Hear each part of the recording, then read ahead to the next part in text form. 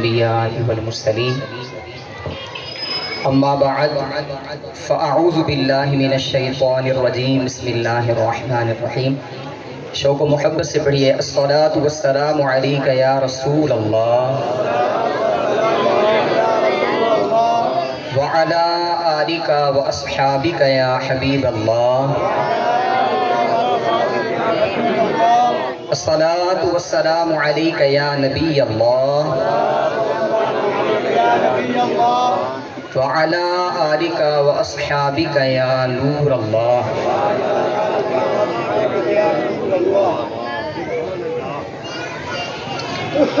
سب سے پہلے تو مبارکباد ہمارے ملک جاوید صاحب، ملک ندیم صاحب اور ملک شاہد صاحب کہ جنہوں نے اس خوبصورت محفل میلاد کا انعقاد کیا.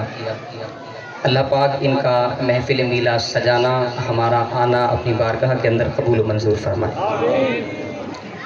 اور اس محفل کی جو ایک خاص وجہ ہے وہ یہ ہے کہ ہمارے ملک شاہد صاحب نے یہ منت مانی ہوئی تھی کہ اللہ پاک ان کو اولاد نارینہ عطا فرمائے تو وہ حضور کا میلاد منائیں گے، تو اللہ پاک نے انہیں حضور کے صدقے میں اولاد نارینہ سے نوازا. تو سب دعا کریں کہ اللہ پاک ان کے بیٹے کو درازی عمر بالخیر عطا فرمائے اور ان کی آنکھوں کی ٹھنڈک بنائے، ان کے لیے صدقہ جاریہ بنائے.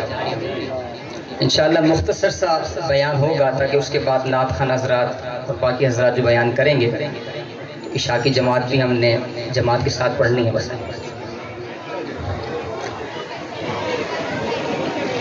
مسلمانوں کا ایک بڑا ہی خوبصورت عقیدہ ہے کہ اللہ تبارک و تعالی نے اپنے انبیاء کرام علیہم السلام کو غیب کا علم عطا فرمایا ہے. اس مختصر سے وقت میں اگر ہم چند آیات قرآنیہ اور احادیث مبارکہ میں غور کریں تو کئی جگہ پر اللہ تبارک و تعالی نے انبیاء کرام علیہم السلام کے لیے علم غیب کو بیان فرمایا ہے. سورہ آل عمران کے اندر اللہ پاک نے ارشاد فرمایا ما کان اللہ لیطلعکم علی الغیب، کہ اے لوگو اللہ کی یہ شان نہیں ہے کہ تم سب لوگوں کو، عام لوگوں کو غیب کا علم عطا فرمائے. وَلَٰكِنَّ اللَّهَ يَجْتَبِي مِن رُّسُلِهِ مَن يَشَاءُ، لیکن اپنے رسولوں میں سے جس کو چاہتا ہے چن لیتا ہے. یجتبی من رسلہ، اپنے رسولوں میں سے چن لیتا ہے تو انہیں علم غیب عطا فرماتا ہے. یجتبی، اور ہمارے مصطفیٰ وہ ہیں ہی مجتبی. اور اللہ پاک نے قرآن پاک میں اللہ پاک نے ارشاد فرمایا عالم الغیب فلا یظہر علی غیبہ احدا، کہ غیبوں کا جاننے والا اپنے غیب کے علم پر کسی کو مسلط نہیں فرماتا الا من ارتضی من رسول، مگر اپنے پسندیدہ رسولوں کو. ارتضی، اور ہمارے حضور ہیں ہی مرتضی. اور فرمایا سورۃ تکویر کے اندر وما هو علی الغیب بضنین، کہ یہ نبی غیب کی خبریں بتانے میں بخیل نہیں ہے، کنجوسی نہیں کرتے.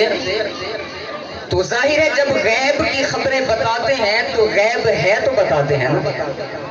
جیسے میں کہوں کہ بھی ہمارے ملک شاہد صاحب راہ خدا میں خرچ کرنے میں بخل نہیں کرتے، کنجوسی نہیں کرتے، خرچ کرتے ہیں تو پتہ چلا ان کے پاس ہے تو خرچ کرتے ہیں نا. وما هو علی الغیب بضنین، یہ نبی غیب کی خبریں بتانے میں بخل نہیں کرتے، تو پتہ چلا حضور کے پاس غیب کا علم ہے تو حضور بتانے میں بخل نہیں کرتے۔ اگر احادیث کی طرف نظر کریں تو صحیح بخاری، آج کل ایک نیا فتنہ نوجوانوں میں انجینئر مرزا کی وجہ سے جو پھیلا ہوا ہے، بخاری میں دکھاؤ، بخاری میں دکھاؤ، بخاری میں، اور کوئی حدیث کی کتاب نہیں مانی، بخاری میں دکھاؤ۔ نوجوان ہوتے ہیں، پینٹ شرٹ والے ہوتے ہیں، یونیورسٹی کالج والے، بخاری، حالانکہ ان سے اگر پوچھے نا کہ بخاری کا نام کیا ہے تو میں قسم کہہ کے کہہ سکتا ہوں ان کو بخاری کا نام نہیں آتا ہوگا۔ صحیح بخاری اس کا مکمل نام ہے الجامع المسند الصحیح المختصر من امور رسول اللہ صلی اللہ علیہ وآلہ وسلم و سننہ و ایامہ۔ سبحان اللہ، سبحان اللہ، کیا بات ہے، یہ بخاری شریف کا مکمل نام ہے۔ سبحان اللہ۔ تو بحث کرنے سے پہلے دیکھ لیا کریں آگے ہے کون، کہیں ایسا نہ ہو کسی علمی بندے کے پاس پھنس جائے، بخاری کا نام لیں اور وہ آپ سے نام پوچھے تو آپ کو نام بھی نہ آتا ہو بخاری کا۔ تو صحیح بخاری معیار نہیں ہے، معیار یہ ہے کہ جو آپ حدیث لے کے آئے ہیں اس کی سند کے اعتبار سے کیا حیثیت ہے، وہ متواتر ہے، وہ مشہور ہے، احاد ہے، صحیح ہے، حسن ہے تو حسن لذاتی ہی ہے، حسن لغیری ہی ہے، وہ متروک ہے، موضوع ہے، وہ ضعیف ہے، اس کا درجہ کیا ہے سند کے اعتبار سے یا متن کے اعتبار سے۔ اب وہ حدیث بھلے صحیح بخاری کے اندر ہو، صحیح مسلم کے اندر ہو، جامع ترمذی کے اندر ہو، سنن ابو داؤد کے اندر ہو، سنن ابن ماجہ کے اندر ہو، سنن نسائی کے اندر ہو، یا صحیح ابن حبان کے اندر ہو، مصنف عبد الرزاق کے اندر ہو، یا مصنف ابن ابی شیبہ کے اندر ہو، یا وہ حدیث مسند احمد بن حنبل کے اندر ہو، یا وہ حدیث موطا امام مالک کے اندر ہو، یا وہ موطا امام محمد کے اندر ہو، تو کسی بھی حدیث کی کتاب کے اندر وہ حدیث ہو تو ہم اس کی سند دیکھیں گے۔ یہ معیار نہیں ہے کہ بخاری کے اندر دکھاؤ، یہ معیار نہیں ہے۔ بخاری شریف کی حدیث پاک ہے، روایت کرنے والی وہ ذات ہے کہ جن کے بارے میں رسول اللہ صلی اللہ علیہ وآلہ وسلم نے ارشاد فرمایا لو کان بعدی نبی لکان عمر، کہ اگر میرے بعد کوئی نبی ہوتا تو وہ عمر ہوتا۔ سبحان اللہ، سبحان اللہ، واہ واہ۔ حضرت عمر رضی اللہ تعالی عنہ روایت کرنے والے ہیں اس حدیث پاک کو۔ آپ فرماتے ہیں قام فینا النبی صلی اللہ علیہ وآلہ وسلم مقاما فاخبرنا عن بدء الخلق حتى دخل اہل الجنت منازلهم واہل النار منازلهم حافظ من ذلك حافظه وناسيه من ناسيه۔ فاروق اعظم رضی اللہ تعالی عنہ روایت کرتے ہیں کہ رسول اللہ صلی اللہ علیہ وآلہ وسلم ہمارے درمیان کھڑے ہوئے، رسول اللہ صلی اللہ علیہ وآلہ وسلم نے جب سے کائنات بنی ہے تب سے خبر دینا شروع کرتے ہیں، یہاں تک کہ جنتی اپنی منزلوں کو، جہنمی اپنی منزلوں کو پہنچ جاتے ہیں۔ فرماتے ہیں جس نے یاد رکھا اس نے یاد رکھا، جو بھول گیا وہ بھول گیا۔ تو ابتداء خلق سے قیامت تک جو لوگ جنت میں پہنچے، جو جہنم میں پہنچے، حضور نے اول سے لے کر آخر تک ساری خبریں میرے آقا علیہ الصلوۃ والسلام نے ارشاد فرما دی۔ سبحان اللہ، سبحان اللہ۔ یعنی ما کانا جو ہو چکا، و ما یکون جو ہونے والا تھا، رسول اللہ صلی اللہ علیہ وآلہ وسلم نے سب کا علم عطا فرما دیا۔ تو ہم ایسے تھوڑی کہتے ہیں کہ جو ہو چکا ہے جو ہوگا حضور جانتے ہیں۔ سبحان اللہ، بے شک تیری عطا سے خدایا حضور جانتے ہیں، تیری عطا سے۔ ایک اہم علمی نکتہ آپ کی سماعت کرتا ہوں۔ علم غیب کی ہیں دو قسمیں۔ علم غیب کی کتنی قسمیں ہیں؟ ایک ہوتا ہے علم غیب ذاتی اور ایک ہوتا ہے علم غیب عطائی۔ ذاتی یہ ہوتا ہے کہ کسی نے اسے دیا نہیں ہے، بذات خود اس کے پاس علم غیب ہے، تو یہ صرف اللہ تبارک و تعالیٰ کی ذات کے ساتھ خاص ہے۔ کہ جو اللہ پاک کے پاس علم غیب ہے وہ اس کا ذاتی ہے، وہ کسی نے عطا نہیں کیا، لیکن لیکن نبی پاک صلی اللہ علیہ وآلہ وسلم کے پاس، انبیاء کے پاس، اولیاء کے پاس جو علم غیب ہوتا ہے وہ ذاتی نہیں ہوتا بلکہ اللہ کی عطا سے ہوتا ہے۔ سبحان اللہ سبحان اللہ۔ جب اب ذاتی اور عطائی کا فرق کریں گے تو شرک کا شین بھی باقی نہیں رہے گا۔ تو ہمارا عقیدہ یہ ہے کہ رسول اللہ صلی اللہ علیہ وآلہ وسلم یا انبیاء کے پاس جو غیب کا علم ہے وہ ذاتی نہیں ہے بلکہ اللہ کی عطا سے ہے، یہ عطائی علم غیب ہے۔ سبحان اللہ۔ رسول اللہ صلی اللہ علیہ وآلہ وسلم کا علم غیب دیکھنا ہے تو بڑی خوبصورت حدیث پاک ہے، میرے حضور نے ارشاد فرمایا انی واللہ لا انظر الی الحوض الان، میرے کریم آقا ارشاد فرماتے ہیں کہ اللہ کی قسم ابھی میں اپنے حوض کوثر کو دیکھ رہا ہوں۔ جب کوثر قیامت میں عطا کیا جائے گا، فرماتے ہیں اللہ کی قسم حوض کوثر کو میں اب دیکھ رہا ہوں۔ اور آپ کو پتہ ہے کہ حوض کوثر جو حضور کو عطا کیا جائے گا کیسا ہوگا؟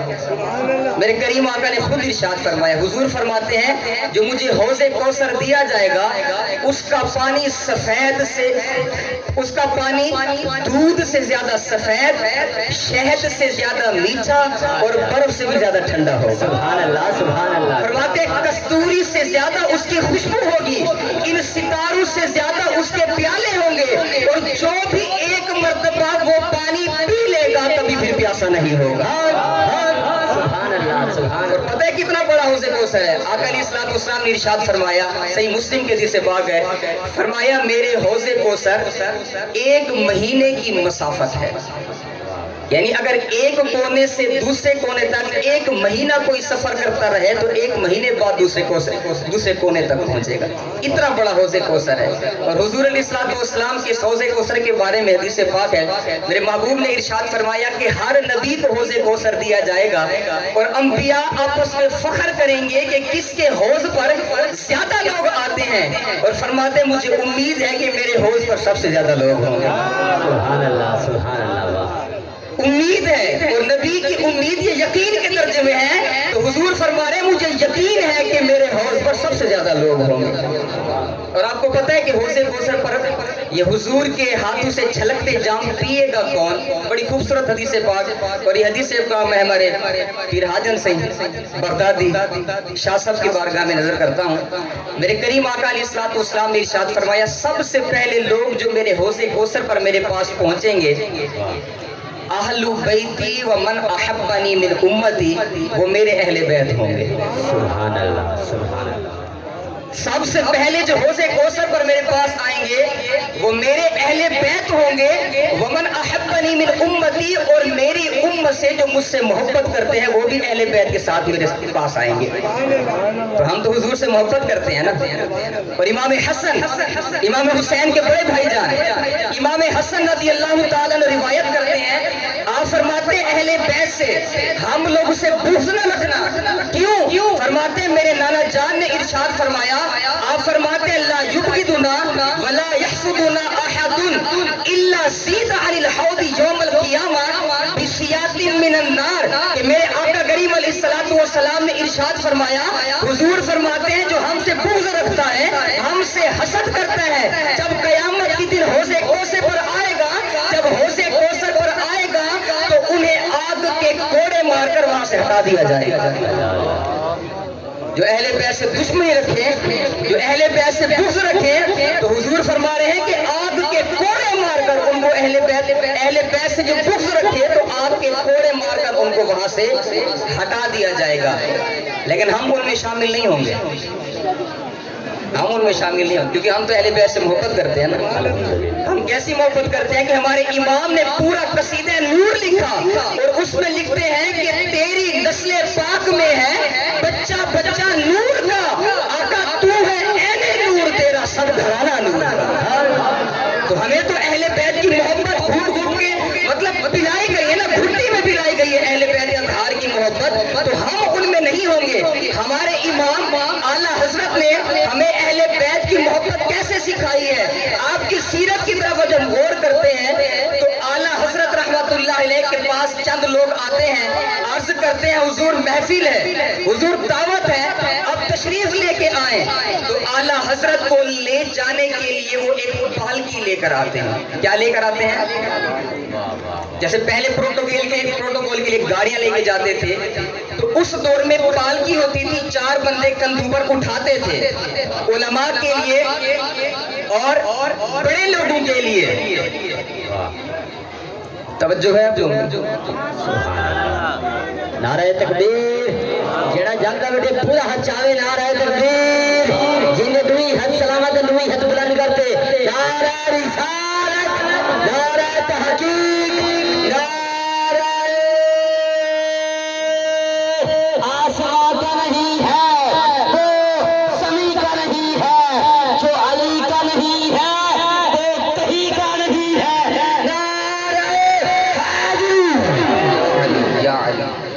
आला हजरत को पालकी पर बिठा कर जब वो चलने लगे, पालकी के 4 पाए होते हैं, 4 बंदे कंधों पर उठाते हैं। थोड़ा ही चलते हैं कि आला हजरत फरमाते हैं पालकी को रोक दीजिए। पालकी को आला हजरत नीचे तशरीफ लेके आते हैं और फरमाते हैं सच सच बताओ कि तुम चारों में सैयद ज़ादा कौन है? तुम चारों में सैयद ज़ादा कौन है? अच्छा, पानी की बोतल लेते जाए, लेकिन तवज्जो इस तरफ रखें, मुख्तसर बयान करना है, आगे भी बयानात का सिलसिला है। तो आला हजरत ने फरमाया कि पालकी रोक दो, अब नीचे आते हैं, पूछते हैं सच सच बताओ तुम चारों में सैयद ज़ादा कौन है? तो एक मजदूर अर्ज करता है कि हुजूर मैं सैयद हूँ। तो सीरत में लिखा है कि आला हजरत रहमतुल्लाह अलैह कदमों में गिर जाते हैं, अपना इमामा कदमों पे रखते हैं और अर्ज करते हैं कि ए आले रसूल मुझे माफ कर दो। अल्लाह अल्लाह, मुझे नहीं पता था कि मेरी पालकी को उठाने वाला सैयद है, मुझे अल्लाह के लिए माफ कर दो। तो वो मजदूर सैयद ज़्यादा कहने लगा कि हुजूर हमारा तो काम ही यही है, हम तो मजदूर हैं, पालकियां उठाते हैं, आपको पता भी नहीं था, तो आप इस तरह माफी ना मांगे। लेकिन आला हजरत रहमतुल्लाह अलैह ने फरमाया कि नहीं, अब मेरे दिल को उसी वक्त सुकून मिलेगा कि ए सैयद ज़ादे आप पालकी में बैठे और अहमद रजा का कंधा हो, वो आपको उठाए, उसके बाद मुझे सुकून आएगा। क्यों कि कहीं ऐसा ना हो कल बरोज़े क़यामत अगर रसूलुल्लाह ने मुझसे पूछ लिया कि ए अहमद रजा क्या मेरी आल के कंधे इस वजह से बने थे कि तेरा बार उठाए? अल्लाह अल्लाह अल्लाह, मेरी आल के कंधे क्या इस वजह से बने थे कि तुम्हारा बोझ उठाए? तो मैं हुजूर को क्या जवाब दूंगा? तो आला हजरत फरमाने लगे कि नहीं, आप पालकी में बैठेंगे, कंधा मैं दूंगा।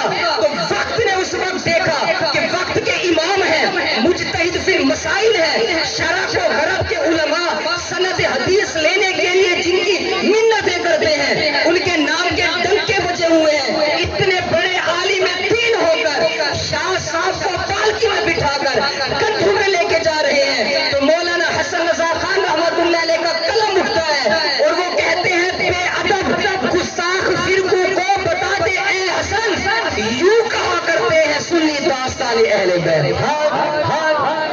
सुभान अल्लाह सुभान अल्लाह, बेअदब गुस्ताख लोगों को बता दे ए हसन, यूं कहा करते हैं सुन्नी दास्तान अहले बैत। फरमाते गुस्ताखों को बता दो कि अहले बैत का अदब अगर सीखना है तो वो तुम्हें सुन्नी से सीखने को मिलेगा। सुभान अल्लाह, बेशक, वाह वाह, अहले बैत का अगर तुम्हें अदब सीखना है तो वो तुम्हें अहले सुन्नत से सीखना पड़ेगा। क्यों? मेरे इमाम आला हजरत रहमतुल्लाह अलैह ने जहां सज्जिदों का इतना अदब सिखाया, खुदा की कसम अमीर अहले सुन्नत हमारे पीरो मुर्शिद आला हजरत की तालीमात को जिन्होंने पकड़ा हुआ है, आज हम देखते हैं कि आपका मुरीद सैयद ज़ादा जब आपसे मुलाकात करने के लिए आता है तो अमीर अहले सुन्नत खुद अपने मुरीद का हाथ चूम लेते हैं। सुभान अल्लाह, वाह वाह, आले रसूल। और अमीर अहले सुन्नत आला हजरत की अदा को पसंद करते हैं कि जब कोई चीज बांटनी हो, आम बंदे को एक देते हैं, आले रसूल को दुगना देते हैं। हाय हाय, वाह वाह, उन्हीं की तालीमात है। ये तलबा बैठे हैं जामिअतुल मदीना में, शागिर्द हैं, पढ़ते हैं, इनमें जो सादात किराम है, खुदा की कसम इनसे पूछे किसी सैयद को मैंने कभी ये नहीं कहा कि यार पानी भर के ले आना। तकिया रखा होता है क्लास में, जब मैं वहाँ बैठने के लिए क्योंकि सैयद शाह साहब है, तकिया हटा दो, اور یہ طلبہ ہیں ہاتھ چومتے ہیں استاد کے، تو ان کو میں نے کہا ہوا ہے کہ کوئی شاہ صاحب میرے کبھی ہاتھ نہ چومے۔ اللہ اللہ یہ ہمیں الحمدللہ اعلیٰ حضرت نے اہل بیت کا، سادات کرام کا ادب سکھایا ہے، پیر و مرشد نے ادب سکھایا ہے۔ میرے پیر و مرشد امیر علیہ السلام فرماتے ہیں اگر میرے جسم کے ٹکڑے ٹکڑے کیے جائیں تو فرماتے ہیں خون کے قطرے قطرے سے یا علی یا علی یا علی کی صدا ہے۔ سبحان اللہ کیا بات ہے۔ اور دوسری طرف یہ بھی فرماتے ہیں کہ اگر کوئی مولوی، اگر کوئی نقیب، اگر کوئی خطیب ایسا تمہیں مل جائے کہ جس کی باتوں سے کسی بھی صحابی کی بدبو آتی ہے گستاخی کی، تو فرمایا اس شخص کی گلی سے بھی نہیں گزرنا، ایمان برباد کر دے۔ کیونکہ ہمیں اعلیٰ حضرت نے یہ درس دیا ہے کہ اہل سنت کا ہے بیڑا پار، اصحاب حضور نجم ہے اور ناؤ ہے اطرت رسول اللہ کی۔ اعلیٰ حضرت فرماتے ہیں اہل سنت کا بیڑا پار ہے۔ کیوں پار ہے؟ فرماتے ہیں اس وجہ سے کہ ان کے ایک ہاتھ میں دامن اہل بیت ہے اور دوسرے ہاتھ میں دامن صحابہ ہے۔ سبحان اللہ۔ تو ہم اہل بیت کو بھی ماننے والے ہیں، صحابہ کو بھی ماننے والے ہیں۔ تو ہمیں ہمارے بڑوں نے یہ درس دیا ہے کہ ہم نے دونوں کا ادب کرنا ہے اور یہی صراط مستقیم ہے۔ بات چل رہی تھی حضور کے علم غیب کی، آخری بات آج کے بعد ختم کرتا ہوں۔ علم غیب حضور کا میں کیا بیان کروں؟ موسیٰ علیہ السلام ہے، آخری بات۔ موسیٰ علیہ السلام نے عرض کیا کہ ربی آرینی انظر الیک، الہی مجھے اپنا آپ دکھا، میں تیرا دیدار کرنا چاہتا ہوں۔ تو قرآن پاک میں جواب ملتا ہے لن ترانی، اے موسیٰ تو مجھے نہیں دیکھ سکتا۔ اللہ کے پیارے ہیں، بار بار عرض کرتے ہیں، تو اللہ نے فرمایا وَلَٰكِنْ انظُرْ إِلَى الْجَبَلِ فَإِنِ اسْتَقَرَّ مَكَانَهُ فَسَوْفَ تَرَانِي۔ اللہ نے فرمایا کہ اے موسیٰ کوہ طور کی طرف دیکھ، اگر یہ اپنی جگہ پر ٹھہرا رہے تو میرا دیدار کر لے گا، تو میرا دیدار کر لے گا۔ لیکن اگلی آیت فرمایا فَلَمَّا تَجَلَّى رَبُّهُ لِلْجَبَلِ جَعَلَهُ دَكًّا وَخَرَّ مُوسَىٰ صَعِقًا۔ اللہ نے جب پہاڑ پر اپنی تجلی ڈالی تو موسیٰ علیہ السلام اسے دیکھ کر بے ہوش ہو گئے۔